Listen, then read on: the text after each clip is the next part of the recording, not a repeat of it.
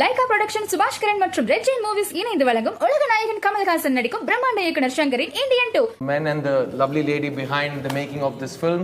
It's going to be a free-flowing chat, and we're going to start by just quickly introducing who you're seeing in front of you. Director extraordinaire, Mr. Shankar. Over 3 decades of blockbuster films talking about social concern and bringing out the best that Indian filmmaking can bring out in a very, very mass scale. And this is his latest creation. He's also working on 2 other films parallelly. This has never happened before in the history of the world. Indian 3 and Game Changer are the other 2 films he's working on. Thank you, Shankar sir, for joining us on this.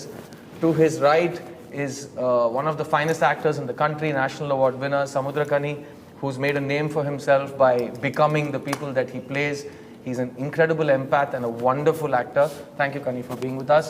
To my left, the wonderful Rakul Preet Singh, who's worked in languages across the length and breadth of India and has a fan following all of her own. Rakul, I'm very excited to be talking to you today. And in front of you, I'm Siddharth. I'm the interviewer for the day. So I'm going to start with introducing the one person who's above and beyond this rest of the group, as we all identify him. His name is Kamal Hassan. Maybe you've heard of it. Just a person who's been working for over 6 decades, dominating every single craft that exists in the world of filmmaking. Woo! It is our incredible pride and joy to present to you the one and only Mr. Kamal Hassan. Thank you so much for having the time to be with us, sir. I'm going to start to my right with Samudrakani. ஏன்னா அவர் இது வரைக்கும் நிறைய இன்டர்வியூஸில் உங்க முன்னாடி வரல இந்த படத்துக்காக, ஏன்னா அவர் கால் ஷீட் வாங்குறது அவ்வளோ கஷ்டமாக இருக்குது. ஸோ கனி, நீங்களே சொல்லுங்கள் சார் இந்த படத்தை பற்றி.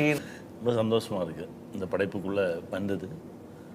ஆக்சுவலாக இந்தியன் 1 ஷூட்டிங் டைமில் அந்த ஆர்டிஓ சீன் எடுக்கும்போது, ஆர்டிஓ ஆஃபீஸ் சீன் எடுக்கும்போது இந்தியன் எக்ஸ்பிரஸ் பில்டிங் போய் அந்த க்ரௌடில் ஒரு 200 பேர் 300 பேர் சார் சுற்றி நிற்பாங்க.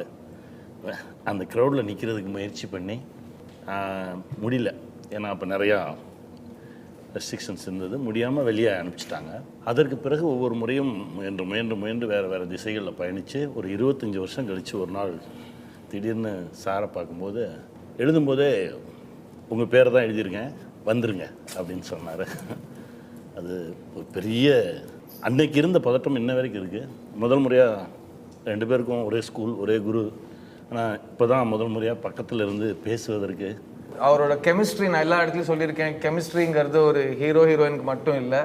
ஏன்னா நிறைய பேர் லைஃப்பில் லவ்வே அனுபவிக்காமல் கூட இருந்திருக்கலாம். ஆனால் யாருமே தகப்பம் பாசத்தை அனுபவிக்காமல் இருந்திருக்க மாட்டாங்க, அந்த ஃபீல் இல்லாமல் இருந்திருக்க மாட்டாங்க. ஸோ இந்த கெமிஸ்ட்ரி பயங்கரமாக ஒர்க் அவுட் ஆயிருக்குன்னு நானே சொல்லிக்கிறேன். ஒரு முறை கட்டி பிடிக்கும் போது கூட அந்த சூடு கூட உணர முடியாது. அப்பா பிள்ளைன்றது. அப்போ உங்களை அடிக்கிற காட்சி வரும்போது என்னால் முடியல. சார் சொன்னார், ஒரு தடவை தானே அடிச்சிருங்களேன் அப்படின்னு சொல்லியே ஆகணும். லைக் செருப்பு எடுத்து அவர் அடிக்கிற மாதிரியான அந்த சீனு உங்களுக்கு தெரியும். அந்த சீனில் சார் திருப்பி எடுத்து, அதாவது வெறி அடங்குற வரைக்கும் அடிங்க செருப்பால். செருப்பையும் திருப்பி தான் அடிச்சார். ஆமாம் சார், வந்து நிறைய டேக் வர போகுது, போறோன்ற அளவுக்கு நீங்க அடிங்க. நார்மல் செருப்பா இருந்தா கூட வலிக்காது சார். இவங்க வலிக்காத செருப்புன்னு ஒன்று கொண்டு வந்து கொடுத்தாங்க சார். பட்டவனுக்கு தான் சார் கேட்குறேன். அதுதான் சொல்ல வரேன். நான் வந்து அப்பா ஒரு ஆர்டிஸ்ட் மேலே அடிக்க போகிறோம், அந்த சாஃப்டான ஒரு இதை போட்டு கொண்டு வாங்கன்னு கொண்டு வந்தாங்க. பட் அதுவே அவ்வளவு இதை அப்போ நான் எடுத்து அடித்து பார்த்தா அவ்வளோதான் இருக்குது. முதல்ல காமிச்சிக்கல இவர் காமிச்சிக்கல, ஆனால் போட்டு அடி அப்புறம் முடியல. ஒரு 7 டேக் அப்புறம் சார் எனக்கு ஒரு சின்ன ஏதோ சம்திங் எனக்கு பின்னாடி ஆக்சுவலாக ஃபுல்லாக பர்பிள் ஆயிடுச்சு, ஃபுல்லாக ரத்தம் கட்டி இதாகிடுச்சு. ஆமாம், ரகுல் கூடவே எனக்கு வந்து ஏதோ ஒன்று ஏற்கனவே எனக்கு லெஃப்ட் சர்ஜரி ஆயிருந்தது. அதுக்கப்புறம் தான் பண்ணது. இது ரொம்ப நல்ல விஷயம் தான், எல்லாருக்கும் தெரிஞ்சிருக்கு. நான் ரொம்ப சந்தோஷப்படுறேன், பெருமையாகவும் இருக்கு. சில பேர் செருப்படி வாங்கி திருந்துவாங்கன்னு நம்புறாங்க, அப்புறம் நானும் நம்புறேன். அடுத்த கேள்விக்கு போயிடுவோம். Rakul, this is your first collaboration with all the people on this dais, and Indian வரப்போ கண்டிப்பா நீங்க பிறந்திருக்க மாட்டீங்க, அப்படியே மெயின்டைன் பண்ணிப்போம். So Indian too. You're not born, I was saying when that film came out. I'm keeping your screen age alive. Okay, so tell me, how did it feel to get a call from Shankar sir in a film being headlined by Kamal sir?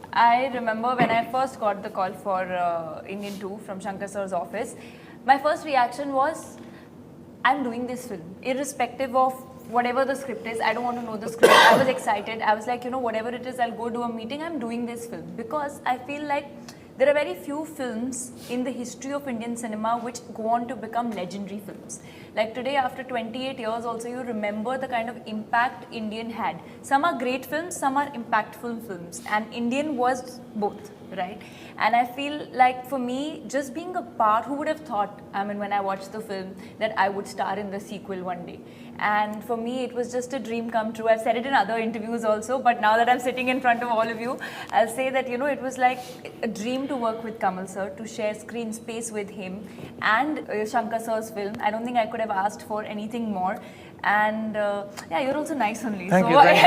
இல்ல but Rakul சொன்னதுக்கு I'll add one more thing. நாங்க செட்ல பேசியிருக்கோம். Rakul and I have asked each other, can you believe we are acting in a scene with Mr. Kamal Haasan? Because you know, தூரத்துல இருந்து எல்லாருமே அவர் வந்து ஒரு இன்ஸ்டிடியூஷன், ஒரு ஐகானிக் கிரியேட்டரா பார்த்திருக்கோம், ஒரு ஆக்டரா பார்த்திருக்கோம். அவர் கூட நடிக்கிறது நாங்களே நம்ம ஒரு நம்பிக்கையே வரல. I remember the first time when we were shooting with sir, we were so smitten by his that whole prosthetic and the way he was. It was Chennai heat, Correct. summer. Remember, we were sweating and then he we were was discussing. melting. He was melting, and we were discussing about the prosthetic with him. So I think, like, I mean, it's a blessing to be a part of Indian too. அவங்க சொன்ன அந்த first day ஷூட்டிங்ல தான் என்னையே அறியாம ஒரு உள்ளுக்குள்ள இருந்து ஒரு பார்த்த விழி பார்த்தபடி நான் கையில் லட்டு வச்சுட்டு கமல் சரை பார்க்குற மாதிரி ரசிக்கிற ஒரு சீன் நான் உணர்ந்தேன். அண்ட் அன்னைக்கு தான் நான் சங்கர் சார் கிட்ட போய் அவர் ரொம்ப சீரியஸாக தான் யோசிச்சுட்டு இருந்தாரு. சார் என் முன்னாடி கமல்ஹாசன் நடிச்சிட்டு இருக்கார் சார், தெரியும் யா, எனக்கு எப்படி இருக்கும்னு நினைச்சு பாரு, போய் நடிகா அப்படின்னு துரத்தி விட்டார் என்ன. நான் மறக்கவே மாட்டேன் அதை. And Shankar sir, coming to you, உங்களோட எந்த படைப்புமே நீங்க ஜஸ்ட் லைக் தட் பண்ணது கிடையாது. அண்ட் அது ஜஸ்ட் லைக் தட்டும் ரிசீவ் ஆனது கிடையாது. அதுக்கு ஒரு ஆழம் இருக்கும், அதுக்கு ஒரு ப்ரிப்பரேஷன் இருக்கும்.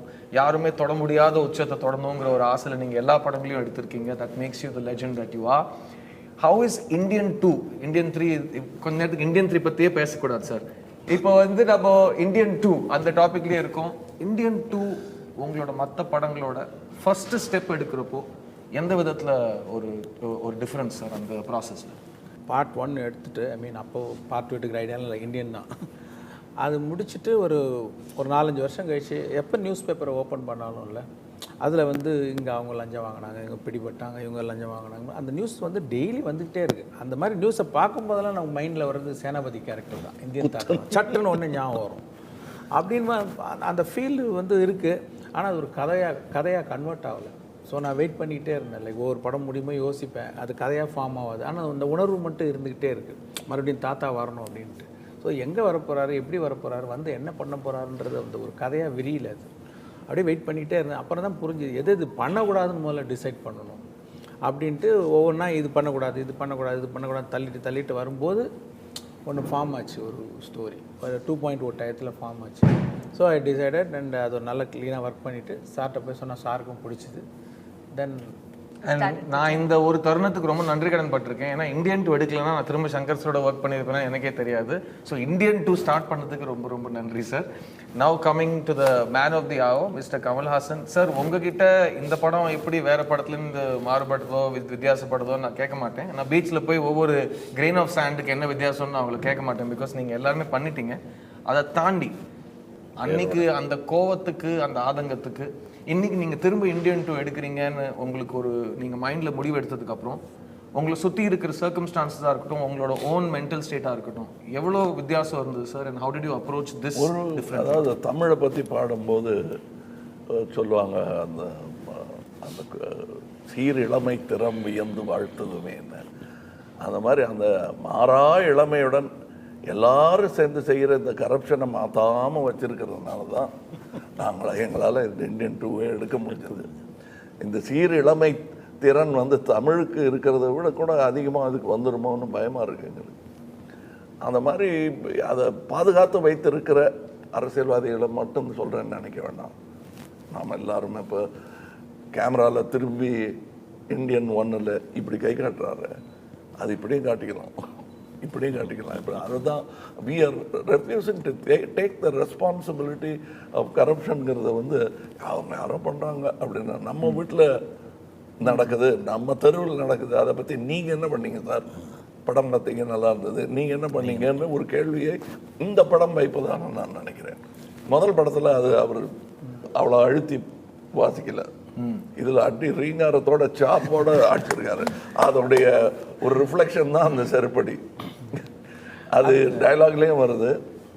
இதில் பல பேரோட கலந்து ஆலோசிச்சிருக்காரு. ஒரு அதெல்லாம் இந்த படத்துக்கு வலு சேர்த்திருக்கிறது.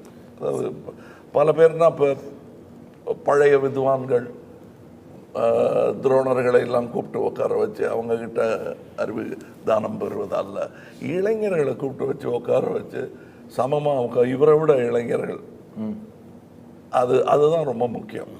அது பண்ணதுனால தான் இன்றைக்கி என் தலைமுறைக்கு முன்னாடியும் ஆள் இருக்காங்க, என் தலைமுறைக்கு பின்னாடியும் சமுத்திரக்கடை மாதிரி ஒரே ஃபேமிலியிலேருந்து வெளியே வர்றாங்கன்னா அதுக்கு காரணம் அதுதான். நாங்கள் 2 பேரும் சந்திச்சதே கிடையாது. அது மாதிரி ஹலோ அவ்வளோதான் சொல்லுவோம். ஆனால் 2 பேருக்கும் ஒரே அப்பா தான். கேபி சார் நீங்களும் சொல்லலை. அதுக்கு அந்த கேபி சார் மாதிரி இருக்கணும்னு பேசுவாங்க, செய்ய மாட்டாங்க. ஏன்னா சின்ன பசங்க எப்படி பேசுவாங்களோ அப்படின்றதுக்கு முன்னுதாரணமாக நானும் இருக்கேன், நீங்களும் இருக்கீங்க. அதனால் பயப்படுவாங்க கொஞ்சம், ஏதோ அதிக பிரசித்தரம் பண்ணுவாங்க. ஆனால் அதை பற்றியெல்லாம் யோசிக்காமல் எத்தனை 2 பேரா 3 பேர் ஒர்க் பண்ணியிருக்காங்க உங்க கூட இதில். அந்த டைலாக்ல ஆமாம் 3 பேர், ஜெயமோகன், கபிலன். அது ஒவ்வொரு லாங்குவேஜுக்கும் அந்த மாதிரி யூஸ் பண்ணியிருக்காரு. That is the only way industry will grow. இந்த பழைய ஓல்டு கேக்ஸ் அப்படிங்கிறது நீங்கணும்னா இந்த மாதிரி பெருந்தன்மை வரணும். இதை நான் வேற எந்த இன்டர்வியூன்னு சொல்லலை. அது இது very important. So wherever it is, people think it is a very tight-knit industry and it's very difficult. He said that in a 200 crowd, he was trying for an opportunity to be one among the junior artists in the crowd. He didn't get an opportunity. Then he wrote his name first.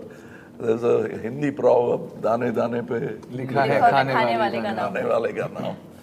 And நம்ம சாப்பிட்ற ஒவ்வொரு அரிசியிலையும் நம்ம பேர் எழுதியிருக்குன்னு ஒரு பழமொழி இருக்கு. அந்த பேரை எழுதிட்டார் அவர். அப்படி எழுதினதுனால தான் நீங்கள் ஒர்க் பண்ணுறீங்க. அந்த மாதிரி ஆட்கள் இருக்கணும் இண்டஸ்ட்ரியில்.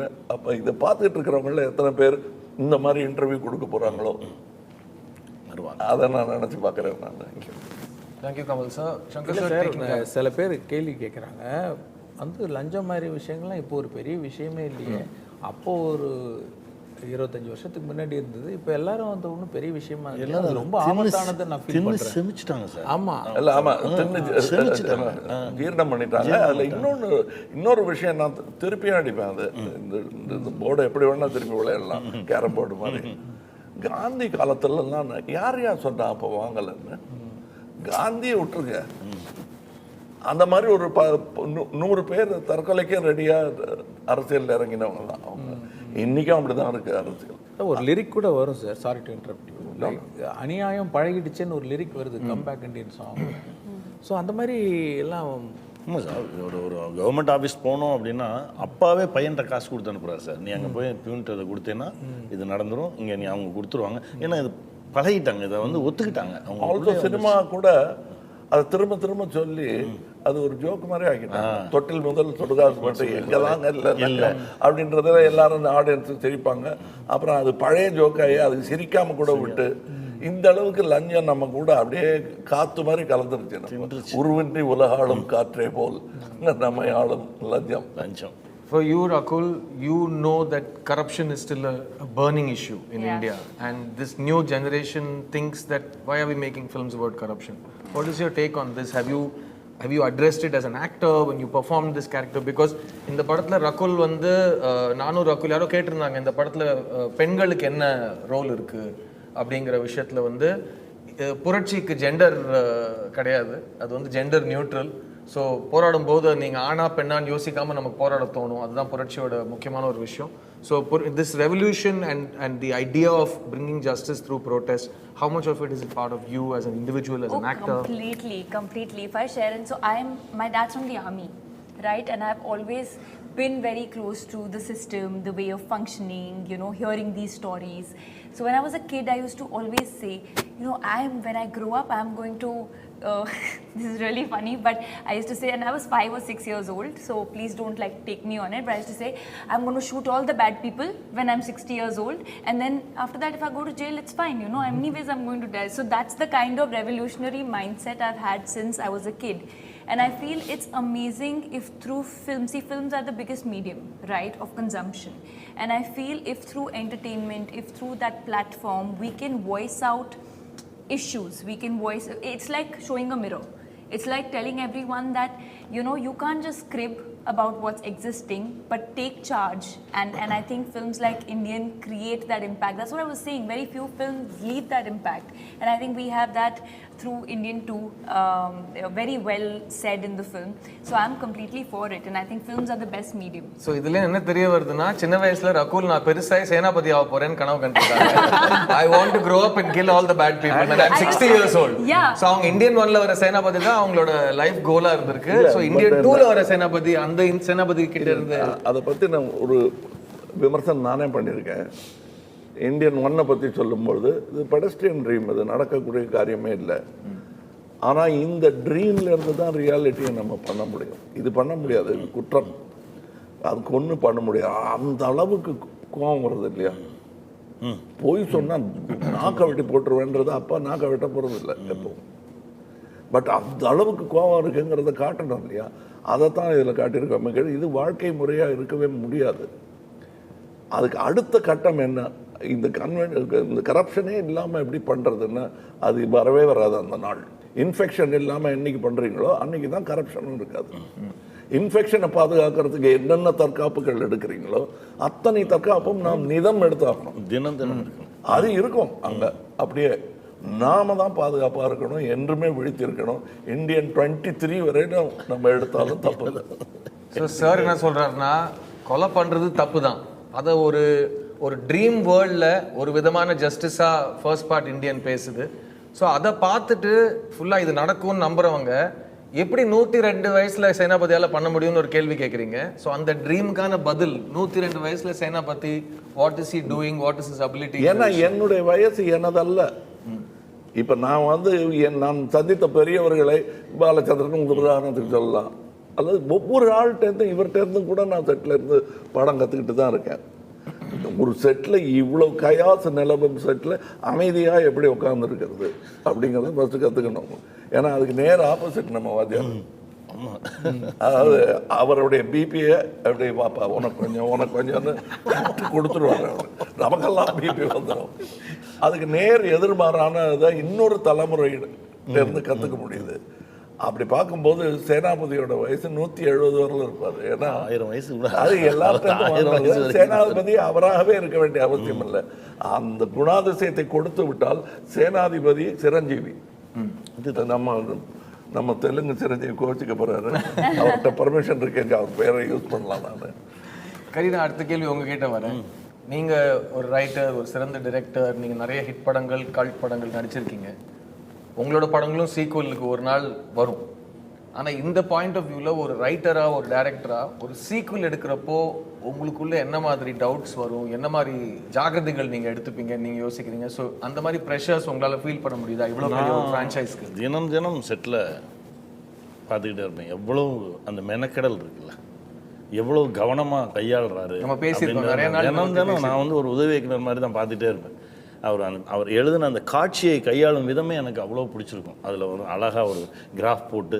ஏன்னா இப்போ ஒரு சில படங்களுக்கு நம்ம போகும்போது நான் யாரையும் குற்றம் சொல்லலை. ஒரு எல்லாம் சுற்றி வராங்க. எல்லா இடத்துலையும் ஒரு 30 ஆக்சஸில் ஆக்ட் பண்ண வேண்டியதாக இருக்குது. கத்துற காட்சியாக இருந்தால் கூட நீ எதை வைப்பீங்கன்னு சொன்னீங்கன்னா நல்லா கத்திடலாம் அப்படின்னா கூட இல்லை சார் அது இப்போ சொல்ல முடியாது, நீ கத்திடுங்க அப்படின்னு தான் சொல்கிறாங்களே தவிர, அதுக்கப்புறம் அண்ணன்ட்ட பார்க்கும்போது கரெக்டாக இந்த இடத்துல இந்த ஆக்சஸில் தான் ஷார்ட் வரும், இல்லைன்னா இது பேலன்ஸில் இருக்கும், இன்னொரு நாள் எடுப்போம் அப்படின்னு சொல்லி நான் சொன்னேன். ஒவ்வொரு காட்சிக்கும் நீங்கள் போடுற அந்த வரைபடத்தை வச்சு ஒரு புக்கு போடலாம் அப்படின்னு நான் கேட்டேன். போங்க அப்படின்றாரு. அது அவ்வளவு நேர்த்தியாக அந்த கையாண்ட விதங்கள், இதற்கான ஆய்வு, எப்போ எந்த விஷயம் கேட்டாலும் அதற்கு சரியான ஒரு பதிலோட இருக்கிறது இருக்குல்ல. ஒரு முறை என்கிட்ட சொன்னார், சார் பக்கத்தில் போயிட்டு ஒரு காட்சியை சொல்கிறது அவ்வளோ சாதாரண விஷயம் கிடையாது, நான் அதில் 100 கொஸ்டினுக்கு ஒரு ஆன்சரோட தான் போய் நிற்பேன் அப்படின்னு சொன்னார். ஏன்னா ஒரு கேள்வி கேட்கும்போது அதற்கு சரியான பதில் சொல்லிட்டோன்னா அதுக்கப்புறம் திரும்ப நம்ம மேல் நம்பிக்கை வந்துடும்ல. அதற்கு தான் ஒவ்வொரு இயக்குனருமே போராடுவது. அதான் சொல்லுவார், இப்போ 100 கொஸ்டின் நானே கேட்டு 100 ஆன்சர் நானே ரெடி பண்ணி வச்சுட்டு எல்லாத்துக்கும் தயாராக போய் நிற்பேன். எனக்கு இதெல்லாம் தான் அண்ணங்கிட்ட இருந்து எடுத்துக்கிட்டது. அவர் சொல்றது பார்த்தா ஒன்று தோணுது சார், அந்த காலத்தில் நீங்கள் இந்தியன் 1 எடுக்கிறப்போ செட்டில் நிறைய பேருக்கு, முக்கால்வாசி பேருக்கு நீங்கள் என்ன எடுக்கிறீங்கன்னு ஃபுல்லாக புரிஞ்சுக்கிறதுக்கு வாய்ப்பே கிடையாது. பிகாஸ் உங்களையும் கேமராமேனையும் தவிர யாருமே ஆக்சுவலாக படத்தில் வரப்போகிற அந்த மேஜிக்கை மைண்டில் பார்க்கல. இப்போ நம்ம எடுக்கிற படங்கள்ல செட்டில் இருக்கிறவங்க எல்லாருக்குமே மானிட்டர் தெரியுது, அவங்க எல்லாருமே கருத்து சொல்ற ஒரு கரெக்ஷன் சொல்ற ஒரு மூட்ல இருக்காங்க. ஆடியன்ஸ்ல சின்ன பசங்களுக்கு விஎஃப்எக்ஸ்னா என்னன்னு தெரியுது, ப்ராஸ்தட்டிக்னா என்னன்னு தெரியுது, அவங்களும் ரீல்ஸ்ல பேட்டை கிளப்பிட்டு இருக்காங்க. இந்த சேஞ்ச் ஆஃப் ப்ராசஸ்ல உங்களோட ப்ராசஸ் இவ்வளோ இன்புட்ஸ் வர்றப்போ நீங்க உங்களை எப்படி ப்ரொடெக்ட் பண்ணிக்கிட்டு உங்களோட விஷனை ப்ரொடெக்ட் பண்றீங்க? இல்லை, அதை மைண்டில் எடுத்துக்க வேண்டியதான். ஏன்னா இப்போ சோஷியல் மீடியா வந்துருச்சு. இப்போ இந்த ஜெனரேஷன் எதை லைக் பண்ணுறாங்க, அவங்க எப்படி ரியாக்ட் பண்ணுறாங்க, நம்ம சுற்றி பார்த்துட்டு நம்ம வீட்டில் பசங்க இருக்காங்க. ஸோ அவங்களெல்லாம் ஸ்டடி பண்ணிக்கிட்டே இருக்காங்க. அதுவும் சேர்ந்து தான் ஸ்கிரிப்டுக்குள்ளே வரும். முந்தியெல்லாம் நாடக நடிகர்கள்லாம் கூட சொல்லுவாங்க, உங்களால் சினிமாக்காரங்களுக்கு இதெல்லாம் தெரியவே தெரியாது, you will never enjoy the live பர்ஃபார்மன்ஸோட ப்ளஷர் உங்களுக்கு தெரியாதுன்னு. கிட்டத்தட்ட அந்த 2 கோடு மீட் பண்ணுற தருணத்துக்கு வந்துட்டோம். வந்தாச்சு. கிட்டத்தட்ட லைவாக என்ன சொல்கிறாங்கங்கிறது ஒரு காட்சியை சொன்ன உடனே அப்ளாஸும் வருது, கமெண்ட்டும் வருது, கிரிட்டிசிசமும் வருது. தெரியும் இதை வைக்கலாமே வேணாம்ங்கிற டிசிஷன் பண்ணுற அளவுக்கு கூட டைம் இருக்கு. இட்ஸ் பட் எல்லாத்துக்கும் கேட்டு பயந்துக்கிட்டு சொல்லிட்டு இருந்தோம்னா கவிதையும் வராது, கனவும் வராது, படமும் வராது, கதையும் வராது. கரெக்ட். கமல் சார் 6வது வயசுலேருந்து ஒரு விஷயம் பண்ணிங்கன்னா நீங்கள் வந்து ஃபுல்ஃபில்டாக பண்ணியிருக்கீங்க, அது ஒரு எக்ஸலண்ட் ஸ்டேஜுக்கு எடுத்துகிட்டு போயிருக்கீங்க. ஸோ உங்களால் பண்ண முடியாததுங்கிற விஷயங்கள் அது உங்களுக்கு மட்டும்தான் தெரியும், the challenges that you want to accept. இப்போ நீங்கள் சங்கர் சாரோட இமேஜினேஷனில் சீனோ ஸ்கிரிப்டோ ஒரு படத்தோட கதையோ கேட்குறப்போ உங்களால் ஒரு விஷயம் பண்ண முடியுமான்னு நீங்கள் யோசிக்கிறீங்களா, இல்லை எதுவாக இருந்தாலும் பண்ணலான்னு இறங்கி அடிக்கிறீங்களா? ப்ராசஸ் ஏதாவது மாறி இருக்கா? கண்டிப்பாக ஆரம்பத்துலேருந்து என்ன யார் பண்ணலாங்கிறது வந்து முக்கியமாக மானிட்டரை பற்றி சொல்லுவாங்க. இப்போ இந்த படத்தில் மானிட்டருங்கிறது வந்து நீங்கள் ரஷ் பார்ப்பீங்களா அப்படின்னு கேட்குற மாதிரி தான். பார்ப்பேன் சார், ரெடியாக காட்டினாங்கன்னா வசதி இருந்தால் எடிட்டட் இது பார்ப்பீங்களான்னு. எல்லா நடிகரும் எடிட்டட் லெங்க்த்து பார்க்க முடியுமா? அந்த மாதிரியே வளர்ந்தவன் நான். இப்போவும் நான் அதே டிசிப்ளினில் தான் இருக்கேன். நான் பார்க்குற மானிட்டர் எனக்கு எத்தனை காலம் ஆனாலும் மாறவே மாறாது.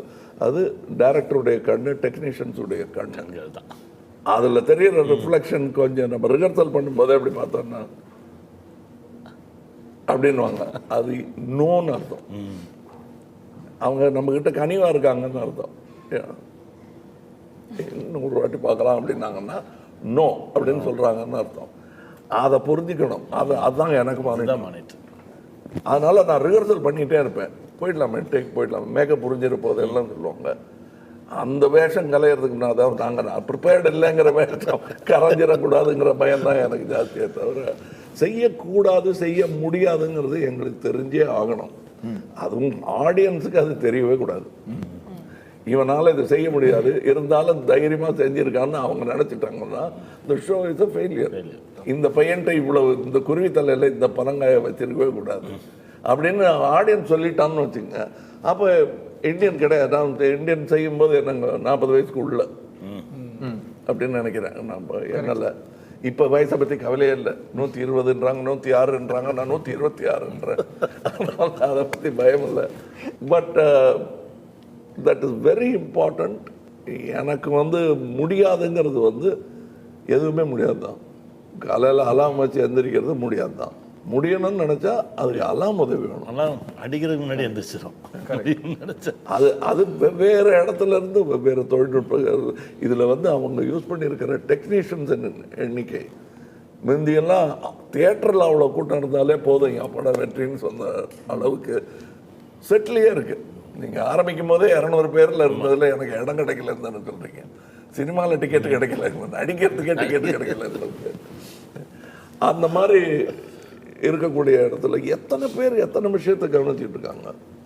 அதெல்லாம் என்னுடைய ஸ்ட்ரென்த்தாக நான் எடுத்துக்கிறதே கிடையாது.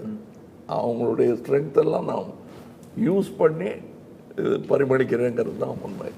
அது மாதிரி நிறைய டெக்னீஷியன்ஸ் இதில் வேறு காட்சிகள் அதெல்லாம் நீங்கள் பார்த்து எப்படி எடுத்தாங்கன்னு ஆச்சரியப்படுறது தான் எங்களுக்கு சந்தோஷம். மேஜிக் ஸ்டேஜுக்கு பின்னாடி போகக்கூடாது. போனால் கைக்கு பின்னாடி ஒழிச்சு வச்சிருக்கிற கார்டு, இங்கே இருக்கிற விஷயம் எல்லாம் தெரியும். அதனால தான் பதறாரு அவர் ஒவ்வொரு முறையும். வேணாம், திருப்பி பற்றி பேசாதீங்க அப்படி கை காட்டிகிட்டே இருப்பார் சைடில் இருந்து. சங்கர் சார், உங்ககிட்ட வரேன். உங்ககிட்ட இந்த படத்தில் இல்லை, எந்த படத்துலையும் ஒரு டெக்னீஷியன் வந்து சேர்றாங்கன்னா நீங்கள் என்ன பண்ண போறீங்கன்னு அட்லீஸ்ட் ஒரு யூகமோடு வந்திருப்பாங்க. அதையும் தாண்டி நீங்கள் பிரம்மாண்டத்தையும் ஸ்கேலையும் அழுத்தத்தையும் ஒரு படத்துலையும் ஏற்றிட்டு வரீங்க. இந்த படத்தில் உங்க கூட ஒர்க் பண்ண டெக்னீஷியன்ஸ், பிகாஸ் சங்கர் சரோட இமேஜினேஷன் வந்து அவரோட இமேஜினேஷனுக்குள்ள எல்லாரும் நம்பிக்கையோட கை வச்சு ஒவ்வொரு ஹெட் ஆஃப் டிபார்ட்மெண்ட்டும் அதை வெளியில் எடுத்துன்னு வந்து அதை பெருசாக ஓவர் 6 years டு ஃப்ரூஷன் கொண்டு வரும். ஸோ இந்த படத்தில் ஒர்க் பண்ண தொழில்நுட்ப கலைஞர்கள் ப்ளஸ் நீங்கள் இது வரைக்கும் யூஸ் பண்ணாத டெக்னாலஜி இந்த படத்தில் வாட் எக்ஸைட்டட் யூ, அதை பற்றி சொல்லுங்கள். இல்லை இப்போ எல்லாருமே தான். இப்போது ரவிவர்மன் பார்த்தீங்கன்னா இப்போ அவர் வந்து ரொம்ப சூப்பராக லைட் பண்ணுவார், ரொம்ப ஃபாஸ்ட்டாக லைட் பண்ணுவார். பட் இருந்தாலும் இன்னும் கொஞ்சம் ஏதாவது ஒன்று எக்ஸ்ட்ரா இருந்தால் நல்லா இருக்குமே அப்படிங்கிறதுக்காக அவர்கிட்ட சொல்லுவேன். நான் வந்து ரவி நீங்கள் ஒரு வர்மம் போடுங்க, அவர் தாத்தா மட்டும்தான் போடுவார், நான் வர்மமா நீங்கள் ஒரு ஒளி வர்மம் போடுங்க அப்படின்னு சொல்லுவேன் அவர்கிட்ட. அவர் புரிஞ்சுக்குவார், சரி ஏதோ இன்னும் எதிர்பார்க்குறாரு. டக்குன்னு ஒரு 2 லைட்டை வைப்பார், சொன்ன உடனே டக்குன்னு அந்த மேஜிக்கை கொண்டு வந்துடுவார். இதுதான் இது ஒளிவர்மம் இல்லை, ரவிவர்மம். அது பொறுமை எல்லாருக்கும் வேணும். அதாவது ஒரு காட்சியை நாங்கள்லாம் ரிஹர்சல் பண்ணும்போது ஒரு குதிரை ஒன்று நிற்க மாட்டேன்னு போயிடுச்சு, வெயில் ஜாஸ்தி, உங்களுக்கு ஞாபகம் இருக்கு திருப்பதியில். அப்புறம் அதுகிட்ட கெஞ்சி கால்ச்சி அதான் ஹார்ஸ் பவர்னு சொல்லுவாங்க. அதை கொண்டு வந்து திருப்பி நிறுத்தி இதில் ஒரு குதிரை இவர் உள்ளே போகணும் ஒரு செட்டுக்குள்ளே. அது இடத்த எப்படி பார்த்தாருங்கிறது தான் இப்போ எனக்கு கேள்வியை. இடம் முறுக்கு படத்தில் எடுத்துட்டோம், அதெல்லாம் வேறு. இவர் எப்போ போய் இதெல்லாம் பார்த்தாருங்கிற கேள்வி வருது. அதில் ரொம்ப பேர் போக முடியாது. தலைக்கோணால் நான் நிறையா ஷூட் பண்ணியிருக்கேன், அந்த இடம் பார்த்ததில்ல. எங்கேயோ போயிட்டே இருக்கீங்கன்னு நடந்துக்கிட்டே இருக்காங்க. கூட எங்கள் கூட இருக்கிற எக்யூப்மெண்ட்லாம் தூக்கிட்டு வர்றதுக்கு ஒரு குதிரை ஒன்று ஏற்பாடு பண்ணியிருந்தாங்க. அது மயக்கம் போட்டு விழுந்துருச்சு. நான் என்னுடைய வாழ்நாளில் பார்த்தது கிடையாது. குதிரைக்கு பிஸ்கட் கொடுத்துட்டு உட்காந்துருந்தேன் நான். அதாவது அவ்வளோ ஓட்டி ட்ரிப் அடிச்சிருக்காரு. அந்த ஒரு காட்சி அது படத்தில் கொஞ்சம் நேரம் தான் வரும். அது மாதிரி நிறைய காட்சிகள் நிறைய பேர் ஒர்க் பண்ணியிருக்காங்க. இதெல்லாம் நம்ம கஷ்டத்தையே சொல்லிகிட்டு இருக்கக்கூடாது. கடைசியாக அந்த தியேட்டரில் ஒரு அப்ளாஸோ ஒரு சூழ் கொட்டுறாங்கன்னா அப்படின்ட்டாங்கன்னா அது எத்தனை குதிரை பண்ணா மயக்க போடுறதுக்கு ரெடி. சங்கர் சார், இந்த படத்தோட பாடல்கள், because you are one of the best music video directors in the world. So இந்த படத்தில் கேலண்டர் சாங்கான லொக்கேஷனாக இருக்கட்டும், கம்பேக் இண்டியனில் இருக்கிற எடிட்டிங் பேட்டர்னாக இருக்கட்டும், நம்ம கதரல் சாங்கில் இருக்கிற ஸ்கேல் அண்ட் அந்த யூத்தோட ஒரு எக்ஸைட்மெண்ட்டும் உற்சாகமும் இருக்கட்டும், இந்த படத்தோட பாடல்கள் பற்றி நிறைய டிஸ்கஸ் பண்ணுவோம். Because it's going to you created a legend with Indian one. So in this film, music, how important is it? It's important in all your films, but this film, what does it do and what can the audience expect? இல்லை எல்லாமே ஸ்கிரிப்டை base பண்ணி தான். Like இப்போ வந்து சேனாபதி திரும்பி வரணும் அப்படின்போது ஒரு கம்பேக் இண்டியன் ஒரு சாங் ஒன்று வருது. ஏற்கனவே நிறைய பாட்டுனா இத்தனை படங்களில் பாட்டெலாம் வந்திருக்கு. அதுலேருந்து இது எப்படி வித்தியாசப்பட போகுது, இது என்ன கேட்குது இந்த பாட்டு, ஸோ அதை எப்படி பெஸ்ட்டாக கொண்டு வரலாம் எல்லா சைட்லையும். லைக் ஆர்ட் டிபார்ட்மெண்ட் சைட்லேயே ஆகட்டும், மியூசிக்கு, லிரிக்ஸு, காஸ்டியூம்ஸு, எல்லா பக்கமும் யோசிக்கும் போது கொஞ்சம் கொஞ்சமாக அது விரிஞ்சு அது கரெக்டாக ஒரு ஷேப்புக்கு வருது. ஸோ இப்போ இதை பார்த்தீங்கன்னா இந்த கம்பேக் இண்டியன் சாங் வந்து ஆக்சுவலாக மாண்டேஜாக வரும். அப்புறம் தாத்தா வராருன்ற அந்த சாங் தான், அந்த சாங் தான் இவர் வரணுங்கிறதுக்காக ஒரு சுச்சுவேஷனில் போடுற ஒரு பாட்டு. அது வந்து என்னென்னா ஹவுசிங் போர்டு இந்த மாதிரி ஒரு எளிமையான இடத்துல தான் எடுக்கணும். அந்த எளிமையான இடத்துல வந்து ஒரு வியக்க வைக்கிற மாதிரி பண்ணணும் போது தான் அந்த பெயிண்டிங்கு, நிறைய டான்ஸஸ், அதுவும் ஃபோர்ஸ் பண்ணல. சும்மா ஏதாவது படத்தில் நம்ம பெயிண்ட் அடித்தே ஆகணுன்ட்டு அப்படிலாம் பண்ணல. ஏன்னா யங்ஸ்டர்ஸ் வராங்கன்னும் போதே போஸ்டர் ஒட்டுவாங்க, அப்புறம் வினைல் வைப்பாங்க. ஸோ அவங்களுடைய தாட் ப்ராசஸ் போகும்போது, ஸோ இப்போ என்னென்னா இப்போ பார்த்தீங்கன்னா அந்த கிராஃபிட்டிலாம் வரைவாங்க சில யங்ஸ்டர்ஸ், ரொம்ப ரெவல்யூஷனரி யங்ஸ்டர்ஸு. இது மாதிரி எல்லாம் தாட் ப்ராசஸ் போகும்போது ஸோ ஒரு பெரிய ஒரு கட்டிடத்தில் வந்து இவருடைய உருவத்தெல்லாம் வரைஞ்சி அவங்க செலிப்ரேட் பண்ணுறாங்க அப்படின்போது அந்த தாட் ப்ராசஸில் ஒன்று வருது. அதை இன்னும் அழகுபடுத்துகிறாங்க நம்ம டீம். ஐ மீன் சினிமாட்டோகிராஃபர் அவருக்கு ஒரு கலர் ஸ்கீம் கொண்டு வர்றாரு. அவர் ஆர்ட் டைரக்டர் வந்து இது எப்படி பண்ணலாம், இந்த மாதிரி பண்ணலாம், அவரு உள்ளே வராரு. ஸோ அப்படி அந்த சாங் அது பண்ணோம். கேலண்டர் ஷூட் அப்படின்னும் போது ஜென்ரலாகவே கேலண்டர் ஷூட் ஒரு பீச் ஓரமாக நடக்கும். ஸோ நம்ம வந்து பீச் ஓரம் நிறைய பாட்டு நானே பண்ணியிருக்கேன், நிறைய பாட்டில் சில பாட்டு பண்ணியிருக்கேன், நிறைய பாட்டு நம்ம பீச் ஓரமே வந்துட்டுருக்கு. இது வேறு எங்கே வித்தியாசமாக பண்ணலாம் அப்படின்னும் போது அப்போ நம்ம பொலிவியாவோட சில பிக்சர்ஸ்லாம் பார்த்தேன், ரொம்ப எக்ஸைட்டிங்காக இருந்தது. சரி அது போய் பண்ணலாம் அப்படின்னா அது ரொம்ப என்ன பிரச்சனைனா, நான் செலக்ட் பண்ணுற இடம் எல்லாமே பார்த்தீங்கன்னா வருஷத்தில் ஒரே ஒரு சீசனில் மட்டும்தான் அந்த மாதிரி இருக்கும். அது ஃபெப்ரவரியில் மட்டும்தான் இருக்கும். அதுவும் அந்த ஒரு வாரம் மழையை பொறுத்து. அதாவது தண்ணி வந்து ஒரு 1 அடி 1/2 அடியிலேருந்து 1 அடி வரைக்கும் தண்ணி தேங்குச்சுன்னா நம்ம நினைக்கிற எஃபெக்ட் கிடைக்கும். கம்மியாக இருந்தாலும் வராது, ஜாஸ்தியாக இருந்தாலும் அந்த வாட்டர் இந்த சலனம் வந்து அந்த ட்ரெய்லரில் பார்த்துருப்பீங்க, ஒரு கண்ணாடியை தரையில் வச்சுட்டு அது மேலே நிற்கிற மாதிரியே இருக்கும். ஆமாம், இவ்வளோ பெரிய கண்ணாடியான்றது தான் ஃபஸ்ட்டு தோணும் நமக்கு. ஏன்னா கண்ணு கெட்ட தூரம் வரையிலும் கண்ணாடியை பரப்பி வச்சுட்டு அது மேலே நடந்து வாங்கன்ற மாதிரி இருக்கும். ஸோ நிறைய பேர் கேட்குறாங்க, சங்கர் சருக்கு மட்டும் இந்த மாதிரி லொக்கேஷன் இங்கே கிடைக்குதுன்னு. அதுக்கு நான் ஒரு ஸ்டூடெண்ட்டாக ஒரு பதில் சொல்கிறேன். அவரோட இமேஜினேஷனில் ஒரு கண்ணாடி மேலே 100 பேர் ஆடணும்னு இருந்தால், கண்ணாடி மாதிரி உலகத்தில் இடம் எங்கே இருக்குன்னு அவர் தேடினா ஈஸியாக கூகுளில் கிடச்சிடும். அந்த மாதிரி இடம் தான் அவர். ஆனால் ஈஸியாக போய் சேரலாம். அந்த இடத்துக்கு போய் சேர்றதுக்கு 3 நாள் + 2 days எல்லாமே நடக்கும். 5 days நடக்கும் ஒரு இடத்துக்கு போகிறதுக்கு. அதுவுமே எல்லா டீமோட சப்போர்ட் இல்லைன்னா அது பண்ண முடியாது. மெயினாக ப்ரொடியூசருக்கு ஸ்பெண்ட் பண்ணணும். ஏன்னா வந்து அந்த மாதம் தான் போகணும் அப்படின்னும் போது அது ஒரு மாதிரி உத்தேசமாக அவங்க சொல்லுவாங்க. மழை வரது நம்ம எப்படி சொல்ல முடியும்? ஒரு வாரம் தள்ளிச்சுன்னா கூட பண்ண முடியாது. பிளானிங்கே ரொம்ப கஷ்டமாக இருந்தது. ஸோ இந்த மேனேஜர் டீம்ஸு, ப்ரொடக்ஷன் டீம்லாம் ரொம்ப சிரமப்பட்டு ஆர்கனைஸ் பண்ணாங்க. அங்கே போனால் அதில் என்னென்னா அந்த சன்லைட் ஜாஸ்தி, கண்ணை திறக்கவே முடியாது, அவ்வளோ சன்லைட்டு குளிர். ஸோ அதில் அந்த மிஸ் யூனிவர்ஸ் 2017 டெமிலே டெபோ ஆக்ட் பண்ணியிருக்காங்க. அவங்களாம் வெரி கோஆப்ரேட்டிவ். சவுத் ஆஃப்ரிக்கா அவங்க மிஸ் யூனிவர்ஸு. பட் என்ன நம்ம இண்டஸ்ட்ரியில் இருக்கிற ஒரு ஆக்ட்ரஸ் எப்படி அவங்க ஃபஸ்ட் டைம் தான் வராங்க, எவ்வளோ கோஆப்ரேட்டிவாக புரிஞ்சுக்கிட்டு லிப்ஸிங்க்கு அதெல்லாம் பண்ணி ரொம்ப அருமையாக டான்ஸு எல்லாம் கூட ரொம்ப பிரமாதமாக பண்ணாங்க. ஏன்னா கண்ணு திறக்க முடியாது, அவ்வளோ ஒளி. ஸோ எல்லாம் கூலிங் கிளாஸ் போட்டு அந்த மாதிரி சில ஷார்ட்ஸ் எல்லாம் எடுத்து குளிர் இவ்வளோ அதே மாதிரி அங்கே போய் சில ஆப்ஜெக்ட்ஸ்லாம் வைக்கணுன்னொன்னே ஒரு முத்துராஜ் சார் டிசைன் பண்ணி கொடுத்து, அங்கே இருக்கிற ஒரு ஆர்ட் டைரக்டர் அதை எக்ஸிக்யூட் பண்ணி, எல்லாமே ஒரு பெரிய டீம் ஒர்க் தான். அண்ட் இந்த டீம் ஒர்க்கில் இப்போ Muthuraj sir is our production designer. Indian 1ல இதே மாதிரி ஒரு ப்ரொடக்ஷன் டிசைனருக்கும் ஒரு ப்ரொடியூசருக்கும் இருக்கிற சிங்க்ல தான் அந்த அளவுக்கு ஒரு பிரம்மாண்டம் கிரியேட் ஆச்சு. AM Rathnam sir produce Indian 1 and Muthuraj Thota Tharani sir the great national award winning, he won a national award for Indian 1. And அந்த மாதிரி இப்போ வந்து முத்துராஜ் சாரும் லைக்காவும் இருக்காங்க. So it's a huge undertaking for a producer. And sir, Laika Patti and how this whole project has been handled, and today we have Red Giant and Laika presenting for us. இல்லை அவர் நிறையா பேட்டிகளில் சொல்லியிருக்காரு, கேட்டு நான் தான் இந்த படத்தை எடுக்கணும்னு வற்புறுத்தி வந்த ஒரு விஷயம் வந்து அது வந்து ஏற்கனவே இந்தியன் 1 பார்த்துருக்காரு. அதனால் நம்பி இந்த படத்தை நான் எடுக்கிறேன்னு சொன்னார்னா ஒரே வார்த்தையில் முடிச்சிடலாம்.